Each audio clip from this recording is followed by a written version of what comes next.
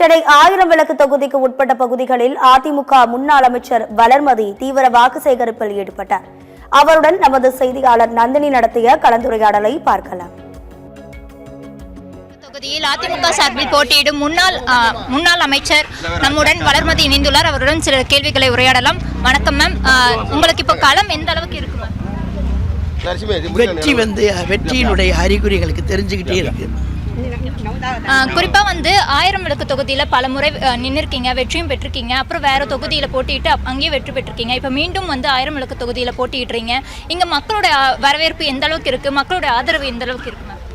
மக்கள் இந்த தொகுதியில் அண்ணன் எடப்பாடியார் வர வேண்டும் என்று அனைவரும் விரும்புகிறார்கள்.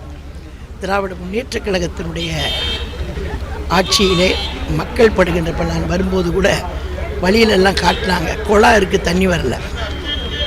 எப்போ தண்ணி வரும்னு தெரியல. உங்களுக்கு தண்ணியை நல்லா நிறைய பிடிச்சி வச்சுக்கிட்டு நாங்கள் இருக்கும் பொழுதெல்லாம் பக்கத்தில் தான் மெட்ரோ வாட்டர் போய் சண்டை போட்டு மக்கள் தண்ணி கொடுக்க சொல்லுவோம் அண்ணா திராவிட முன்னேற்றக் கழகத்தினுடைய ஆட்சியில். ஆனால் இப்போது பாவம் ஜனங்க குழாய் இருக்குது, தண்ணியே வரல. அடிச்சடிச்சு பார்க்குறாங்க, தண்ணியே வரல.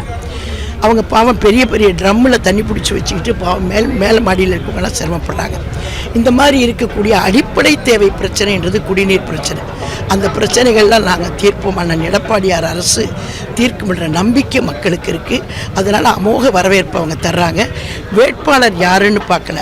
அண்ணன் எடப்பாடியார் சொன்னது மாதிரி நானே 234 தொகுதிகளிலே நிற்பதாக நினச்சி மக்கள்லாம் எனக்கு ஆதரவு தரணும்னு கேட்டார் பாருங்க. அதைத்தான் மக்கள் சொல்கிறாங்க.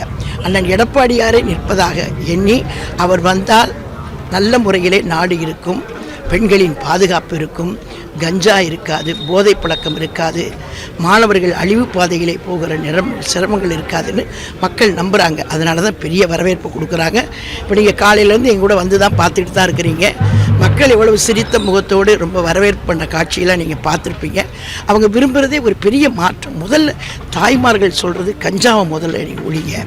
அதனால தான் சின்ன சின்ன பிள்ளைங்கள்லாம் இன்றைக்கி பாலியல் தொந்தரவுக்கு ஆளாகி இருக்கிறாங்க அப்படின்ற மாதிரி எல்லாரும் வருத்தப்படுறாங்க. இந்த வருத்தமான சூழ்நிலையை அண்ணன் எடப்பாடியார் போக்குவார் என்கிற நம்பிக்கை மக்களுக்கு இருக்கிறது. துணை முதலமைச்சர் வர்றாருன்னே பேச்சப் ஒர்க் பண்ணாங்க. அந்த பேச்சப் ஒர்க் அத்தனையுமே பேர்ந்து போயிடுச்சு பாருங்கன்னு என்னை கூட்டிகிட்டு போய் காட்டினாங்க. எனக்கு தெரியாது அவர் துணை முதலமைச்சர் எப்போ இங்கே வந்தார்னு கூட எனக்கு தெரியாது.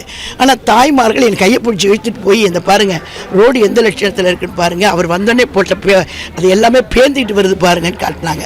இது மாதிரி அடிப்படை பிரச்சனைகள் மக்கள் என்ன சொல்கிறார்கள் என்பதை கேட்டு அறிந்து அதன் பிறகு நிச்சயமாக உடனுக்குடன் என்ன நடவடிக்கைகளை எடுக்க முடியுமோ அதையெல்லாம் அண்ணன் எடப்பாடியாரின் அரசு நிச்சயமாக நடவடிக்கை எடுக்கும்.